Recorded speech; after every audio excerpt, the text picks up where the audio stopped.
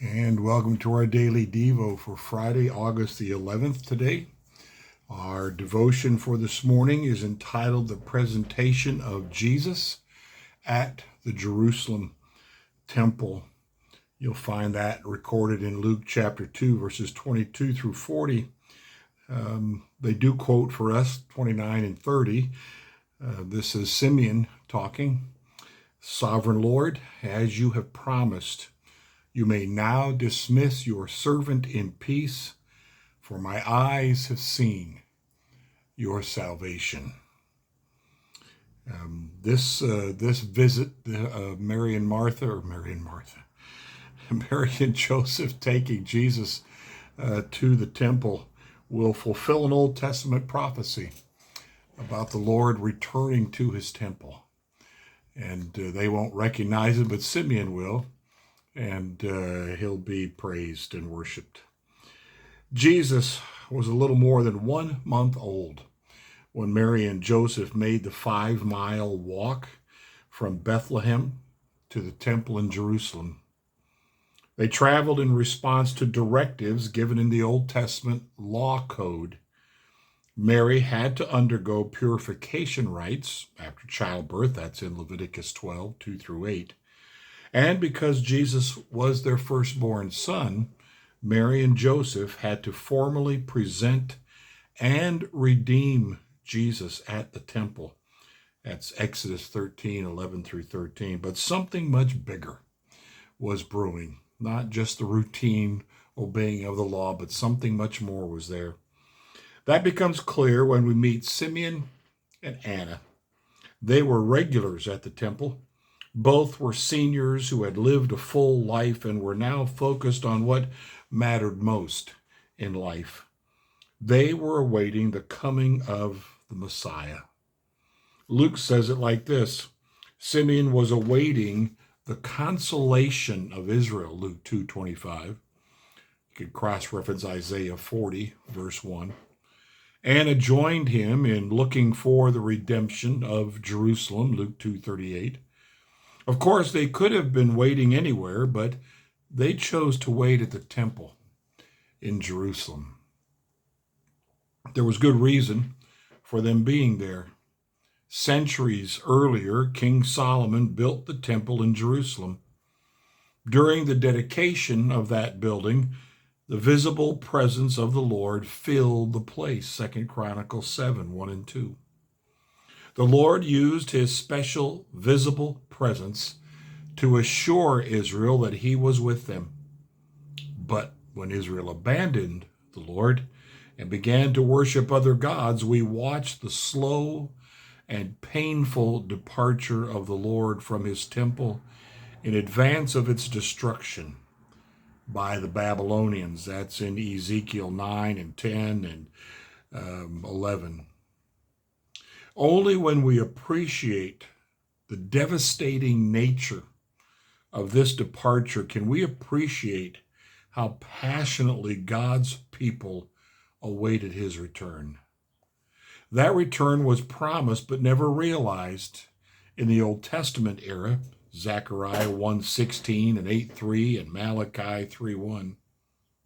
And so faithful believers like Simeon and Anna remained in the temple, watching for the moment, waiting, anticipating, longing, desiring for that moment. It happened when Mary and Joseph brought Jesus to Jerusalem. Lest we miss the power of the moment, we experience it through the lens of Simeon and Anna. These senior citizens represent all those who had been waiting ever since Jerusalem had first fallen to Babylon. That's more than 600 years. Imagine 600 years. The Lord promised Simeon he would not die before he had seen the Messiah. As he held the infant Jesus in his arms, he and the world knew the Lord had returned to his temple.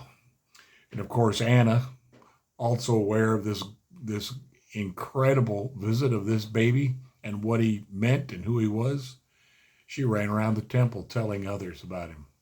Just as the shepherds ran through Bethlehem after they'd been to see Jesus there in the manger, told everybody they could tell that Jesus had been born, that Jesus was there, that the Messiah had arrived, that he had visited his temple. Simeon and Anna. And Simeon says, now, you know what? Okay, I've seen it. I'm ready to go. You can take me. I don't have to wait here anymore. And I just love their spirit. I just love their sense of anticipation. I love how it caused them to live. Do we have that in our day? Are we living in a real sense of anticipation for the Messiah to return?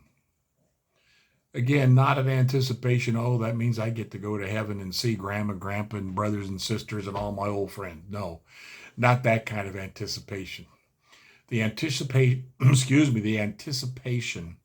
of the King of Kings and the Lord of Lords returning to set things right, to put sin in his place, to put the devil in his place, to righteously and justly deal with all those who have betrayed him, all those who have fought against him, all those who've been on the side of the enemy. And then his kingdom comes. That's the anticipation. Those scenes in heaven of people from every tribe and, every tribe and tongue and people and nation gathered around the throne. That's what we are to long for. That's what we're looking for.